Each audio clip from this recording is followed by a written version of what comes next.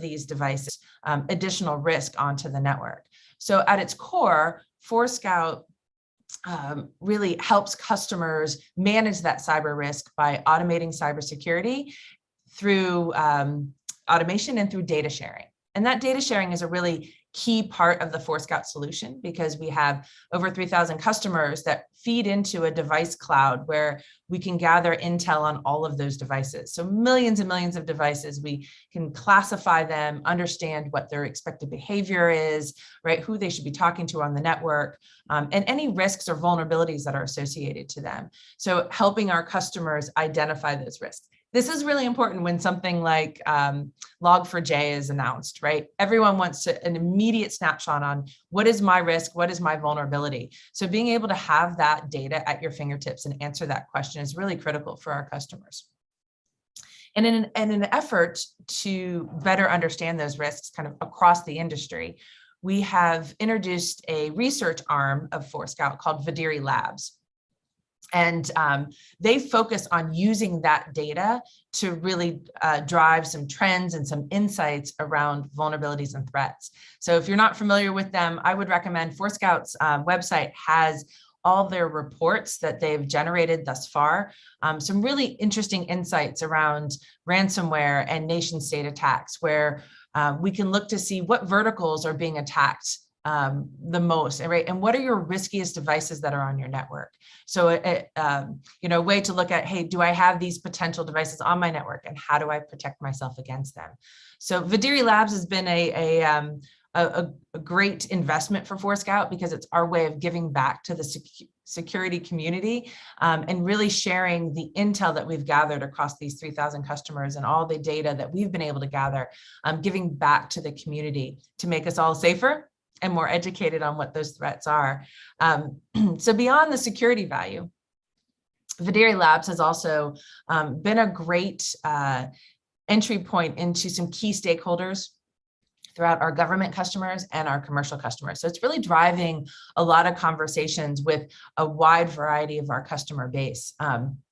This has also opened up some additional media and marketing benefits for Forescout, because it's given us sort of a wider exposure. We've been, those reports from Vidiri Labs have been featured in large publications like Wired and Politico, but then also local media outlets, which for us, we do a lot of work with the US federal government, and having that conversation and access to those key stakeholders with this data has been really, really beneficial for us.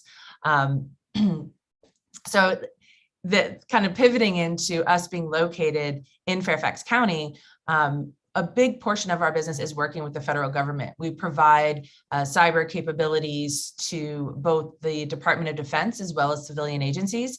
And so having that proximity has been really, really important to us and driving those relationships with those customers. So I'd like to take a minute to kind of highlight, Fairfax County for us has been really valuable. As I mentioned, proximity, the geographic logistics, so from the location itself, Alex, you brought up some really good points, right? We have customers all over the world, so being able to get to them easily with multiple airports has been key. Having that access to the federal government close by, and I'll say working with the federal government is very beneficial, but it's also very arduous, right? You need some expertise to really understand the ins and outs and how to navigate that conversation. And so having that talent pool so close to us and being able to pull into people who work with the government every day and help navigate those conversations, helping us work with the budget conversations.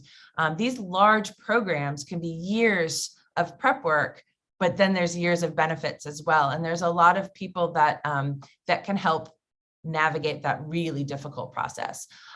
So that proximity to those resources have been really important. And then those key stakeholders, as I mentioned. The other part with Forescout is that I mentioned the data sharing, and that we gather all of this really vital information for organizations. And it's beneficial to Forescout from a cybersecurity perspective, but there's a lot of other technical partnerships and tools that benefit from the Forescout data. So for us to be able to share that data within an ecosystem, to make tools that might be time-based, we can make them now real time by saying as soon as a device connects to your network, we can feed that intel into other products. And then now all of a sudden those products become smarter and more real time. Excuse me. So being located in Fairfax County gives us access to all of those other technology organizations that are also located there. So we've really built a really strong ecosystem and partnership there. And then finally, the talent pool, right? We, as I mentioned earlier, we're in the midst of expanding. So in my role, I have all technical resources that communicate with customers. So I have sales, I have support and services, right? Delivery arm. And now that we're expanding into Pune, we have a lot of cultural navigation that we have to do as well, right? So building out those teams is really important to me. I want to make sure I have a collaborative team that's working together. My talent pool in Virginia has been fantastic because they've helped us expand into those other areas. And then, as I mentioned, we have a strong support team in Tel Aviv. So bringing in diverse, strong technical candidates in that Virginia area has been key to my strategy and to best supporting our commercial customers as well as our government customers. So it's been a big part of my strategy, and I think the dynamics between those three locations has been very successful. So that's a little bit about my experience, obviously, those locations. I'll stick on at the end, I think, to answer any questions that anyone might have. But Asher, I'll turn it back over to you. Ellen, thank you very much. It was a really nice overview on the point you made. We'll move to the next part of the program. We're going to have a very interesting panel discussion that will bring different point of view with a different focus. So we have three very nice gentlemen and a lady that agreed to be part of the program. The first one is Vinod from Atos, which is the global CTO, MDRGO, Kiana from Secure Tech 360, the CEO, and Seth from Merlin Cyber Venture Managing Partner. So I would like, Vinod, if you can start, talk a little bit about yourself and what you guys seeing with your operation. You're a global company, and then Seth and Kiana will introduce themselves as well. Sure, thanks, Asher. Vinod here. I am the global CTO for Managed Detection and Response at Atos. And I also play the role of Deputy Global CTO for all the cybersecurity services. So it's interesting times in terms of all the different escalations happening, war, the political escalations. So we do see a number of patterns of attacks and things that are happening. So I guess we'll discuss some of those things later in the conversation. So yeah. Kiana, please. Okay. Good morning. I'm Kiana Gainey. I've been running Secure Tech 360 for about 11 years, primarily in the federal and state and local government space. I do have some commercial clients, and just like he stated, just the recent events have been very interesting in this new landscape. Most of my clients are first responders, so making sure that the data is readily available, making sure that the data has not been interrupted or manipulated has been also very, very key.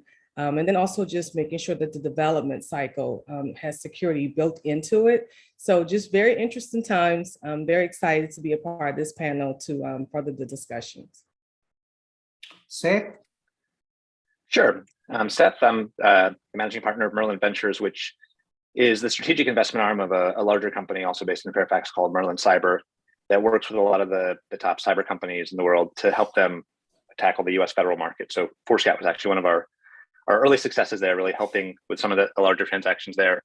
And as we worked with some of those really large companies and built up the resources around that, we realized there was an opportunity to go and find earlier stage companies as well, invest in them, and help shepherd them along to eventually enter that federal market. So we now have an office in Tel Aviv, in addition to our office in Fairfax County, where we are working with a lot of sort of the cutting edge startups as well as the later stage cyber companies that are trying to get into the US federal market or government market in general. Okay, very good. So let's go to we have several questions that we are prepared in advance. So the first one, given the war in Ukraine, that has become, of course, very vicious on the kinetic side, but it's also become a cyber event or cyber ongoing event situation. And I think the number one concern we have here in the US and in many, many other countries, what the implication of this war on critical infrastructure that also impact people's daily life. And I'd like to get your perspective. Vinod, if you can start, because you guys have a knock all over, what do you guys see that you guys maybe put extra emphasis, maybe extra cyber tool that you need to tight? What do you guys see on infrastructure that are critical to our life? Yeah, thanks, Asher. So I guess this is what's happening today is like a template or a peek into the future. As going forward, as physical wars happen, there will be silent cyber wars that are happening in parallel. So I think, like you rightly mentioned, one of the key concerns would be that, and the aftermath of this is in parallel, there will be attacks that are happening on the critical infrastructure. Even in normal times, we have seen things like the Colonial pipeline attack, which kind of took down the pipeline for quite some time. So there is a lot of today not visible but silent attacks happening on both sides on the critical infrastructure piece, utilities, manufacturing, oil pipelines. So that's one part of the story. The other side of it is, when we say critical infrastructure, it also talks about communication infrastructure. So we have already seen that there are some satellite communication providers who have been attacked and taken down in Ukraine. So we can expect similar such focus on attacks on satellites, attacks on the internet pipes. So that's the other side that's happening. One other thing would also be escalated attacks on the hyperscalers, because there is a lot of infrastructure out on Azure, AWS, GCP, etc. So we can definitely see more attacks happening there, because bringing down a hyperscaler can create a huge impact on the economy as well, because there is a lot of that weighted. In the interest of not spending too much time myself, just one other interesting thing that we will see as an offshoot is development of very sophisticated cyber weapons.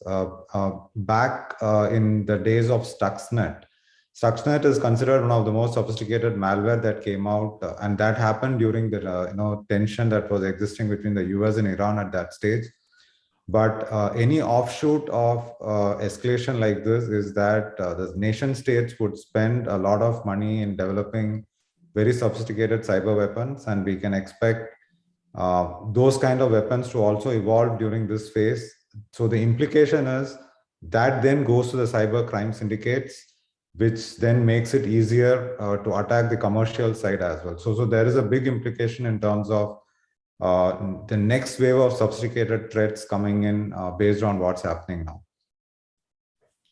Very interesting. Seth, related question. So from your investment perspective of what Marilyn's saying, you see any more highlight or necessity for new technology that deal with, of course, protection on infrastructure security? I mean, I think it's been a huge focus, both in the government space and, the government really pushing the commercial sector as well in the last year, 12 months, especially. I mean, I think we've been talking about it for a long time, but now we're actually seeing a lot of people like actually putting weight behind it from a, government perspective. You're seeing, companies like Clarity, right, and others taking a lot of investment and grow very quickly, right? So there's certainly a lot more focus in this space. I know Forescout has made some investments in this space with acquisitions and is doubling down on that as well. So yeah, I mean, there's absolutely more focus on that than I would say there has been historically. And yeah, I mean, it's an area we're looking at. For us, the challenge is always finding those companies that are doing something that is not necessarily just derivative of what some of the bigger companies have already achieved, somebody like a Clarity or Forescout, and really finding those novel ways of looking at things in ways that are not currently being protected. And so, there's some companies that are doing interesting things around firmware analysis, firmware protection, things like that we've looked at. But yeah, there's definitely more focus on critical infrastructure than there has been historically. Okay, Kiana, a follow-up question on that. The NSA, the NSC in the US put a lot of warning before and during the war now. How is that translated, the work that you are doing in terms of, I don't know, more consultation with your federal customers, more they calling you putting more resources on specific that the NSA warned about? Please give us your perspective. Yes, certainly. With the current climate, just like Seth has mentioned, it's been in talks for some time now, but now you're seeing more action being taken, especially by decision makers, because it's happening in real time. So you're seeing a lot of different technologies being able to actually be deployed into these environments to kind of help with the current landscape. A lot more resources for cybersecurity experts in the space, more than ever. Before, it was like onesie twosies that they would put on certain projects, but now you're seeing more influx of them wanting more security from the beginning of projects, not just somewhere in the middle or at the end. And I think even to the credit of the Biden and Harris administration, they really have pushed the emphasis on, deploying and having a more effective critical infrastructure and more protections in place. I think a lot of people, it started happening in real time when you start seeing elementary kids talking about things happening with their parents' gas. So you're starting to see it in mainstream. So cybersecurity is no longer just this scary thing that's happening in the background. It's happening in real time. So I think that it's really taking center stage, which I think it should have always been, just because I've been in the space for 20 years, but you're starting to see more of a need and you're starting to see more of a demand, which is great. Especially for companies like myself, or even companies that are looking to develop more critical applications or to be able to get into that space. So you're going to start seeing, in my opinion, a lot more innovation and a lot more support for cybersecurity moving forward. Just to add to that, I think we, in some ways, may have actually gotten lucky with the timing of things like the Colonial Pipeline and the meat processing plant, where they were wake-up calls that did not happen during a war, right? It was a ransomware gang, right? And now we're saying, oh shoot, we need to really secure this critical infrastructure before that war happens and we're in really bad shape. Right? I was talking to somebody yesterday about, why has Ukraine's electrical grid sort of held up? And some of it is, maybe the Russians don't necessarily want to destroy it. And if you're going to go do a Stuxnet type attack against an electrical grid, you run the risk of destroying it and having a heavy rebuild cost. But also, Ukraine has had 10 years of knowing that this was happening and working on securing that. And so I think we've had some wake-up calls lately that are now making that focus on critical infrastructure a lot more important. And hopefully it puts us on much better footing going forward. Yeah, I read another angle is companies that provide cybersecurity solution, let's say federal government, they are being attacked themselves, like Okta. Mm-hmm. So that's interesting that I think the NSA put a notice that everyone, not just the customer, companies that provide solutions to be much more aware of but look who attacked Okta. It wasn't a nation state. It was some teenagers in South America, right? Like that's the sort of stuff we're getting attacked by now, and that's the sort of stuff we need to harden. We need to be able to definitely fight that off in order to fight off the next level of what comes after it.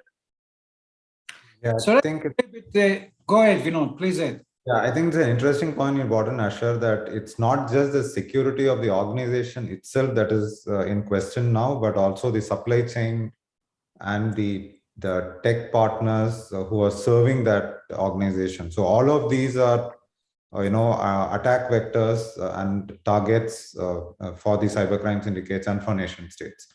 So the way to get into an organization could be through, the supply chain part of it, could be through tech providers.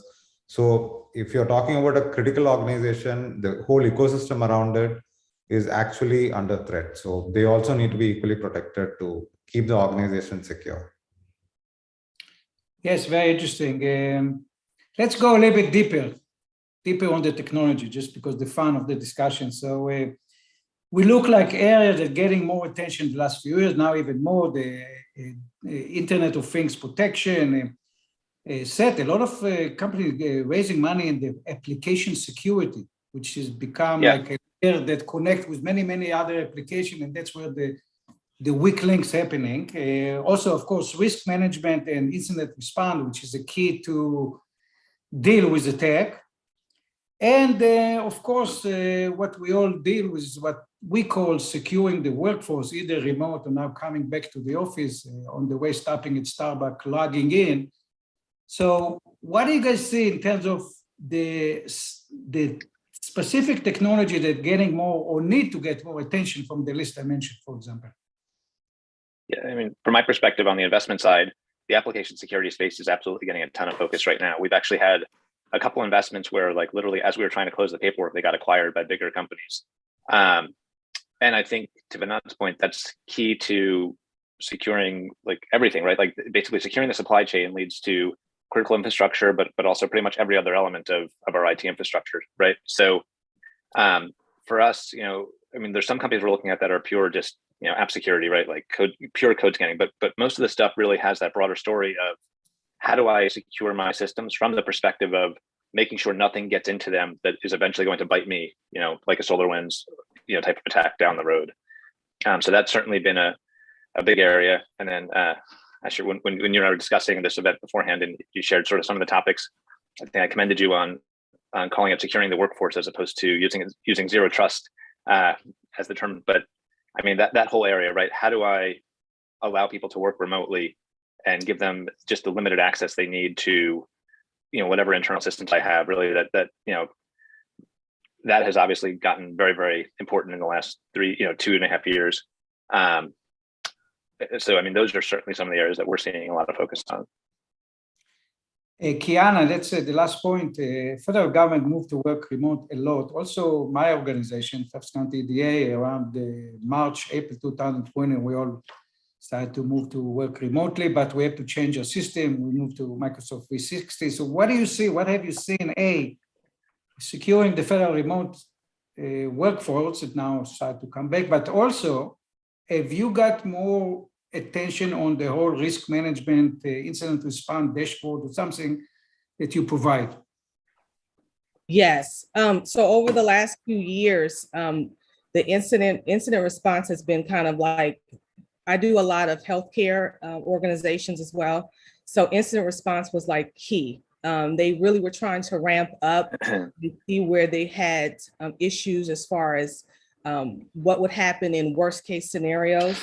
And then also a lot of folks were used to working remote, but just not as many days. So before, they always had like AWS days where they were off probably, you know, one Friday out of a 2-week span. And that went from that to almost, you know, 5 days a week.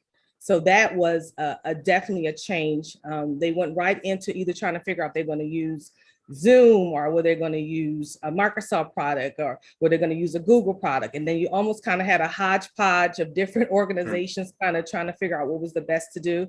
So it was a lot of ramping up quickly, but I would say to my customers' credit, and even some of our commercial clients, they were very responsive as far as trying to find the most secure manner to make sure that they kept their customers protected and that they also kept their, you know, kept the work going. So it has been trial by error, but definitely we learned a lot. And I think, like he said, to his credit, even before the war with Ukraine, there were so many other little things that were going on in between that kind of helped us really be able to ramp up and also be able to kind of keep a steady pace. Vinod, you want to add anything? Ellen, you want to add anything to the conversation from that perspective? You guys do a lot of asset and visibility. Yeah. You have customers that kind of. Yeah. As I mentioned, one of the things that we're doing is collecting all of this data across all the customers. And we have a live dashboard that has real-time data on where we're seeing the attacks, what type of attacks, the verticals they're going after. So I think I can post the link to the chat, or my colleague will post it, but this actually gives some real-time data on what we're seeing from all the different types of attacks that are happening. So it's been very interesting to see the trends happening over the last month. But I would recommend a peek at the dashboard. Okay, so let's, Vinod, you want to add it? Yeah, adding on to that, I think we see a lot of interest in anything related to detection and response, essentially because of so many attacks happening. Today, it's a given that detection is not going to always take place, that there will be ways that the detection will get bypassed. But so that's why, adding to Kiana's point as well, the response side has become super critical today, because you might miss on an attack, but then once you know something is happening, how can you quickly respond to it and contain it before it becomes a major breach or a major downtime event? So I think there's a lot of interest in technologies that do this. And, in fact, as Atos, we work with very large organizations in terms of doing this detection and response, as an offering. But fundamentally, so many variants around it. How do you detect and respond to an OT or a critical infrastructure attack? How do you do the same thing in cloud? How do you do it in data center? How do you combine all of these? So it's, I think the detection and response space is also exploding with, all of these new developments that are happening. So I have a follow-up question on that. Maybe Seth, you can start. Artificial intelligence in the cyber, especially on infrastructure security, are we seeing more offering from companies? We see more deployment, because that's really, you have a massive network that attack maybe multiple locations. What do you see the role of AI now? Yeah, I mean, I think if you go back a few years, right, you had companies obviously pitching AI products. Now I think it's just sort of assumed that almost every product out there has some level of machine learning or AI, whatever you want to call it. So, I mean, yes, it's sort of just become part of how you build the system, right? You want systems now that can filter out a lot of the noise and not make somebody sort through 10,000 alerts to figure out which ones actually matter. So, I think it's become essentially just table stakes if you want to have a modern cybersecurity company in a lot of fields. I mean, yes, there's still some that you don't necessarily need to do it, but the vast majority, you're seeing companies just focus very heavily on finding the right AI talent and building in the right use cases into their solution to make it a lot easier for users, right? And handle the fact that we don't necessarily have just a whole room full of SOC analysts sitting there waiting to deal with everything. Yeah, I remember the days 15 years ago when I was with an Israeli company called Aladdin Knowledge System. We have a eSafe solution. We have a team that would develop signature for a text. Remember those days? Those days are over. But let's move to the next topic, which actually combine. Let's talk about what's unique of the ecosystem and the cyber ecosystem and AI and cloud in Northern Virginia. From your perspective, and Ellen, you're welcome, of course, to be part of the conversation, but as a supporting question, which is very important for our prospect, what is the good strategy for a product company, product and solution to come to the US market in terms of how they should ramp up their activity, channel, direct, resale agreement, giving that the uniqueness about Northern Virginia ecosystem, because we have, as Alex, we have $1 billion that are being spent here on different areas, not just by the federal government, by financial system, transportation, insurance. They're looking for innovation solution, but what is the right way given our unique area? Kiana, why don't you start as a small company, maybe looking for new innovation solutions? So what's been key for us is partnerships. We have used and outsourced teams out of India to kind of help with some of our support to our clients. So I would say definitely finding a US-based company that probably already has a few clients in the space and starting to work on partnerships will probably be the best go-to-market strategy. I'm really paying attention to some of the current trends, looking at what's happening with the current administration and where they're putting dollars and money as far as innovation. Like you said earlier, there's a lot of innovation in the research and development space for artificial intelligence. I'm starting to see a lot of ramp up for that. And anything that's dealing with application security is also very big right now. So finding either companies that either have some type of synergy for you. Like for us, we were big on the cybersecurity side, but we also brought in development teams to bring out applications for to develop some applications for some of our healthcare clients. So finding somewhere where you can kind of almost have a perfect marriage would be the best method, I would think, right now in this current climate. Okay, Vinod, what are you looking when you want to some new innovation solution? How you guys work with technology partners? Yeah, so we do have a lot of good technology partners. We leverage, and we also have some innovative methods like what we call as a scale-up program, where we look at upcoming innovative companies. We kind of onboard them through a selection process, and then they get to work with our customer base, which is fairly large. It's spread around 70 countries. So in terms of skill sets that you're referring to in the Fairfax area, I think it's just some comment on that. So the Northern Virginia side has a lot of good security operation centers traditionally. So if you look at last 10-15 years, there have been a lot of SOCs, as we call it, that's here serving the federal or serving global customer base. So the skill set on experts on the security operations side is a great base for Northern Virginia. And also because there is the federal side and a lot of investment into R&D side from government also, I think we also get access into good cybersecurity R&D professionals, whether it is the AI space or whether it is some niche area that we want to build out to address the newer threats coming in. So from that perspective, I think there is a good set of skill sets that are available. So which makes it easy to build it in-house, or also look at innovative companies, startups that are there where we can partner with and then take them on to our customers. So both sides work very well. Okay, Seth, you guys have a unique model, investment. Yeah. We can here, channel sales, even you used to give them even space here in our office building next door. So can you talk about that model?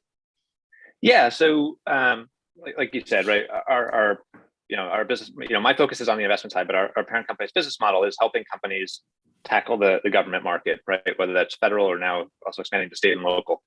And so I think to the comments already made, right? I mean, looking for somebody that actually understands that market and can sort of act as your guide in that space is going to be very important. I think what we've seen is, it doesn't necessarily work to just find that channel partner and hand it all off to them and say, go sell for me, right? There has to be that partnership, and the companies that want to sell into those markets also need to make some investment in that, right? And that typically means at least having one person that is really dedicated to those government markets that you want to sell into, that cares just about your product and is going to be that go-between for your company and that channel partner that you're working with to sell into that market. And that's where we've seen the biggest success, is when companies, take another Israeli company, CyberArk, right, where we do a huge chunk of their business for them through the federal market, right? And they have a small team of reps that work very closely with our team of reps, right? And we can help each other.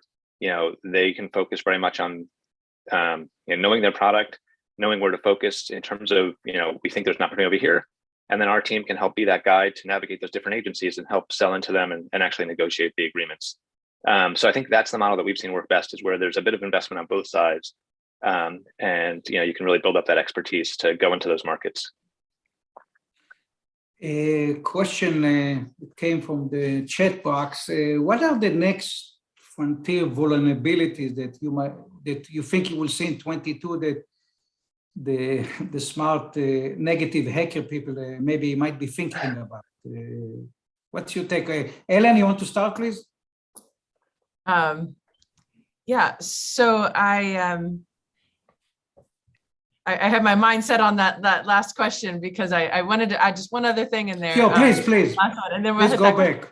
One of the things that's really important, and I'll tie it back to being in Fairfax County, is the work that we've done with NIST. And that is something I would recommend, because we've been very successful in some of the big projects around zero trust, around critical infrastructure. And, being that proximity of being so close to their center of excellence, we've been able to really get involved in some of those bigger projects and drive the recommendations coming out of NIST, which then has a very large impact. And so that's been really valuable to us. So I wanted to add that in on that last part. But I'm sorry, so the question around evolving threats. Yes.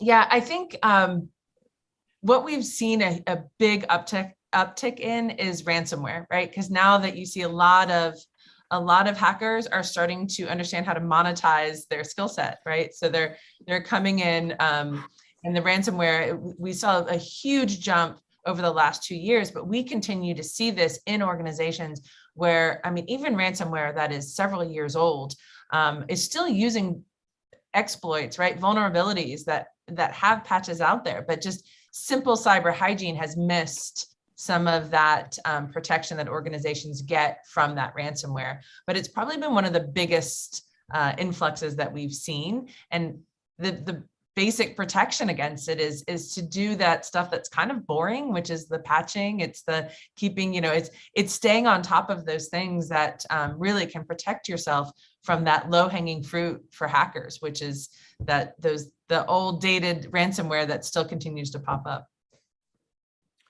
Yeah, that's a very good question. Anyone from the other people that participate on the Zoom meeting is welcome to ask question or answer that question that way. What are the next frontier threat to our system? So Go ahead.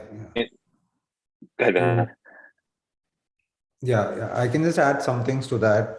So I think the other critical vector where a lot of attacks are happening when we look at what we see in our SOCs is on the cloud infrastructure, because there is a lot of migration into the cloud that's happened. So most companies today are hybrid, multi-cloud. So either you have data centers and there is a cloud presence.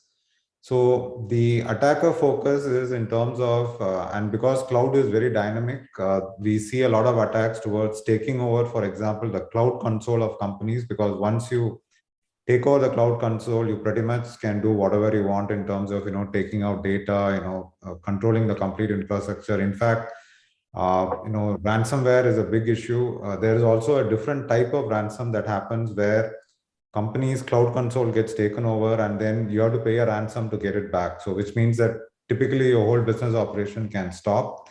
And the OT and IIoT attacks are also on the increase because that leads to the critical infrastructure compromise that can happen. So these are some additional trends I just wanted to add as immediate in 2022, where we will see a big influx.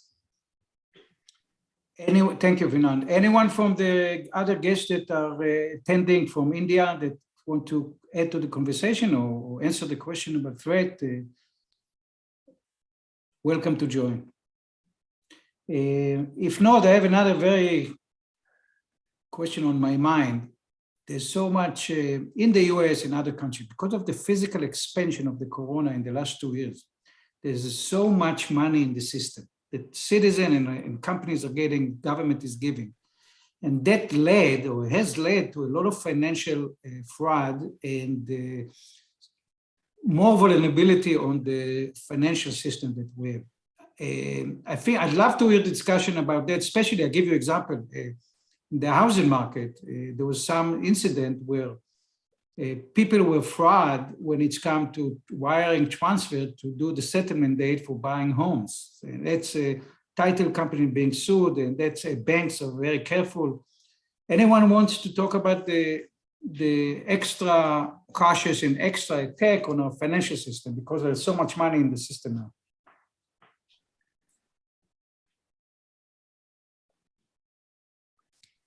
Okay. Can I go take it up, Ashar? Yeah, okay. Yeah. So anyway, banking and financial services has always been the big target for cybercrime syndicates, essentially because you directly make money.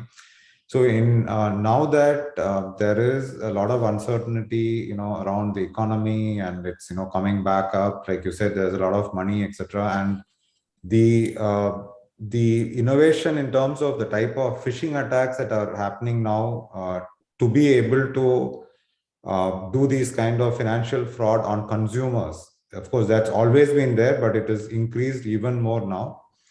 And the other aspect from cybercrime syndicate side is with all the restrictions that are coming in now, the economic sanctions, etc.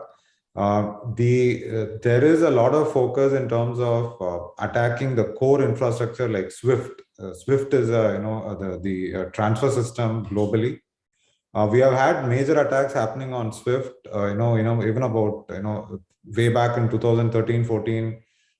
There is a cybercrime syndicate that tried to pull out 100 million east, but it didn't really turn out to that much. But so the focus on hitting the core financial infrastructure like SWIFT to be able to manipulate financial transactions, I think, is definitely even more amplified today. But that is at a systemic level, not at a consumer level. At the consumer level, the number of phishing attacks, of course, keeps increasing, and and there's also the angle of using AI for attacks today, because the cybercrime syndicates are actively using AI, which means that there is a lot of intelligent attacks that can happen on a consumer with very less effort from the cybercrime syndicate side. So it's becoming more focused attacks on consumer side also, as against a spray and pray kind of approach. Yes, you're right. Dev from India, a question? I'll probably, I think I'm getting still, a few of them in my inboxes. I'll let Juhi ask and then I will follow. Yeah, thanks, Dave. Thanks, Asher. I do have a question. Again, back on, Vinod, what you said about the financial industry. If you look at companies that are in this industry, Seth, from your point of view as an investor, and then from the others having been in this field, what would you predict which companies are more likely to succeed? Those that focus on a specific aspect of securing, whether it's the network or, you do a lot of managed detection and response, or a more generalized, enterprise level security system. What companies, or what are the trends now that companies should be capitalizing on? I mean, I think part of it is where in the life cycle that company is, right? If you're an early stage company, you're probably going to be focused on solving a small piece of that problem, although you may have sort of the vision for broader things. I think companies that just come out of the gate and say, we're going to solve everything, right? They're going to have a mediocre solution across the board, and nobody's really going to take that up. At some point, the question a lot of investors will always ask is this a feature or is this a product, right? And so if you're too narrow, you get sort of lumped into that. It's a feature, it's never going to be a product. But frankly, I think it also depends, again, looking at it from the investment perspective, what do you consider success, right? Because if getting acquired by a bigger company for a lot more money than you put in is a success, feature companies do get acquired, right? So this is probably a very rambling answer to your question there, but I think there's a lot of different ways to sort of answer that question depending on what your success criteria is. But in general, I guess like a true investor. The one other thing I would add is what we have seen is a lot of companies really trying to build a very open platform that they can be part of a bigger ecosystem, largely because it's the only way to compete against some of those bigger platform players like a Palo Alto, who now have one of everything, right? So if you're not Palo Alto, you need to be able to build up that partnership ecosystem by having a very open, integratable system. And I think that's important also from a cross-border perspective, although I will say that cybersecurity out of all the skills is something that's pretty much uniform regardless of where you are. It's the same kinds of threats that you would face. But in our experience, since we work with international companies, sometimes going to market is hard because it's a new market, and you have to kind of tailor your product to meet the needs of the new market as it compares to your domestic market. I would imagine that in cybersecurity, there's less of that problem. Do you agree or disagree? I mean, yeah. Sorry, no, just to give you a break, Seth. Thank you.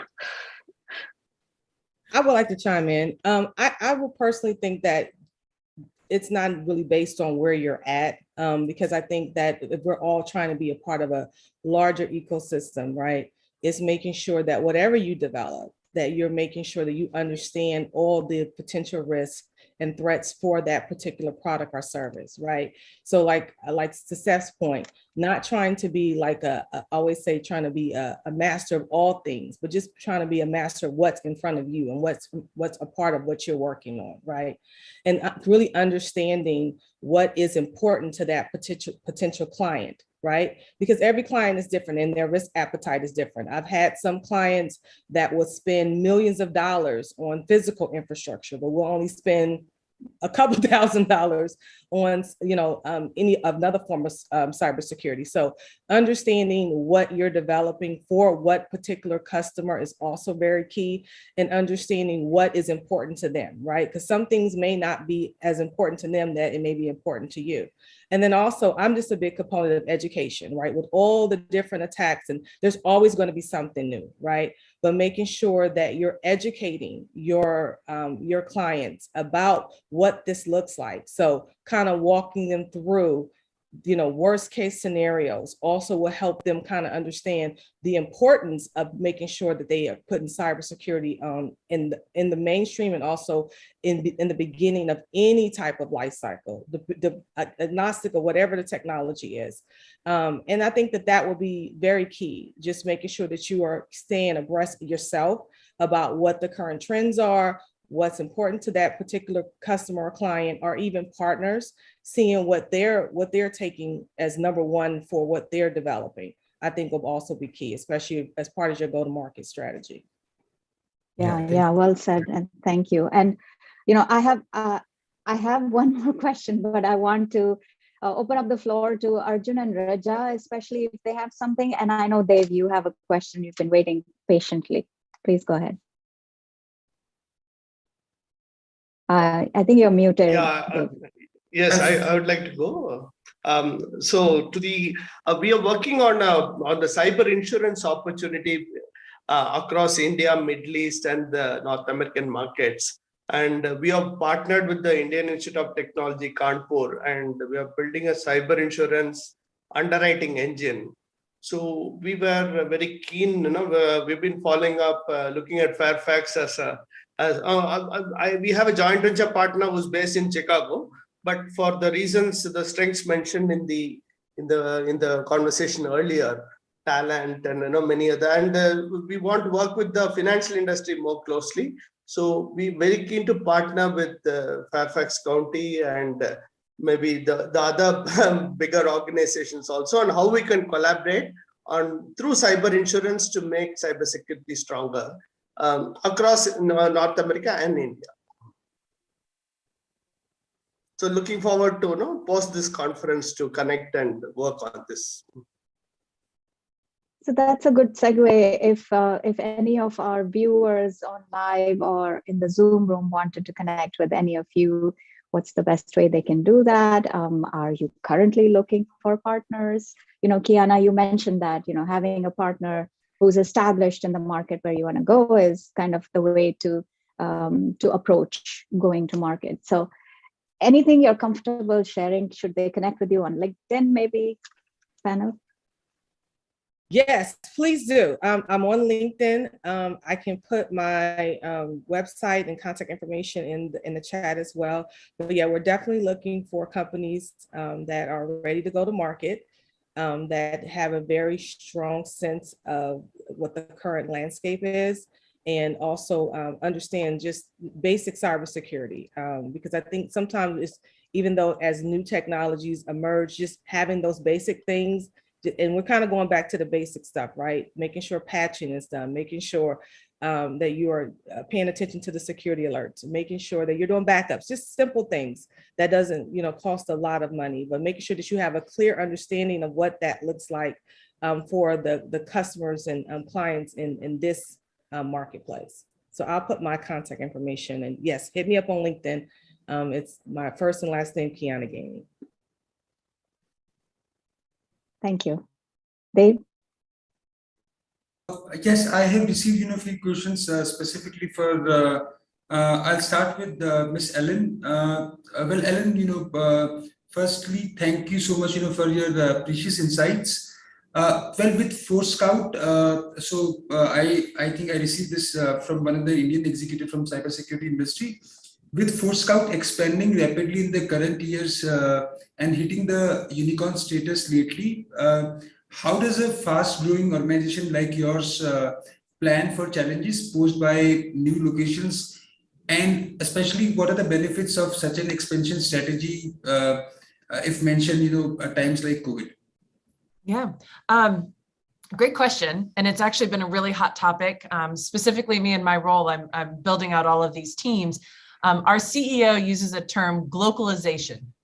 So it's we are going global, but we really have to appreciate and recognize the needs of the local teams, right? Those local regions. So we've made a big shift at Forescout to really bring our regional resources within those local teams. So instead of having a global team out of Americas that's trying to manage all the teams globally, I have now leadership and technical teams within each, because the needs of our customers definitely change when we're in APJ versus when we're in EMEA, right? The Middle East. So we try to recognize and really appreciate those differences and those uniquenesses. So I found that building teams locally, but then having some global governance so we can learn from each other and build those synergies across the team has been really important. So for instance, in our building out in Pune, we have an office there and we've built out leadership there so they can best drive what they need to be successful. Thank you so much, very much, Ellen. So, I have almost at least three questions each for every speaker, and then some generic questions. But I'll just, let's say, cover two of them. One with Mr. Vinod, since we are streaming live on India right now. Mr. Vinod, firstly, thank you so much. So being an India origin leader based out of Fairfax County, what is the resemblance you see in India and Fairfax from both business growth and personal life perspective? That's an interesting question. Yeah, so I think if I understand the question right, it's like what's the similarity between the way life is in India versus Fairfax, and then also the business side of it, right? Okay. Yeah, I think I shifted about maybe 5-6 years back, into Fairfax community. So yeah, I think difference-wise, to me, it's all similar. Of course, on a personal side, there is a good diaspora of communities that blend together well in Fairfax. So it's great being here because, of course, the interaction is international, but at the same time, you also have a strong Indian community base here. So that definitely adds to the comfort. On the business side, I think the access, like what was highlighted before, as a location, being here, but still being able to go back and forth into India and the other geographies where we are, serving customers, other than just, looking into the US side, it's very easy because of, I think just the connectivity side makes a lot of difference. So that's one. And on the access to the skill sets that we get here, again, has enabled us to build much better, products and services. So that's again a great, advantage that I have seen.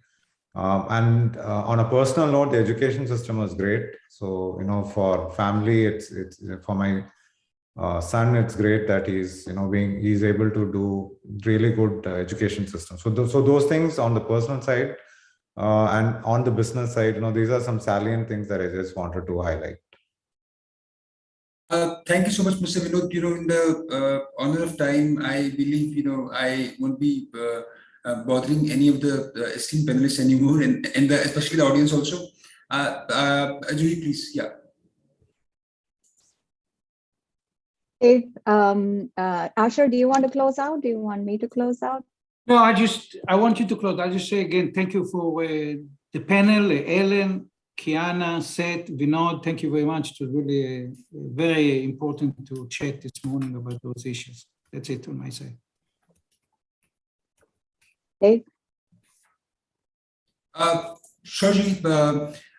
So first and foremost, I would like to express my appreciation to the speakers, panelists, Ms. Ellen, Mr. Seth, Ms. Kiana, Mr. Vinod, Julie, Asher, Fairfax Israel, and my team at India office for their valuable contribution to the cybersecurity Wednesday knowledge session, I will call it, aligned to the international growth. My deepest gratitude goes to all everyone who attended today's knowledge session and helped to make it such a commendable gathering. As always, it's been an honor to be among such accomplished leaders, industry experts, dignitaries, and to be able to share about how key industries are game changers and are pushing the boundaries of innovation, being Fairfax County, having it all, which is the answer why Fairfax County is for your tech business when thinking of US market. On the same lines, I'll just reiterate, what my colleagues and great panelists have shared. Fairfax County, the tech hub, is today's answer to innovation, growth, and their success stories.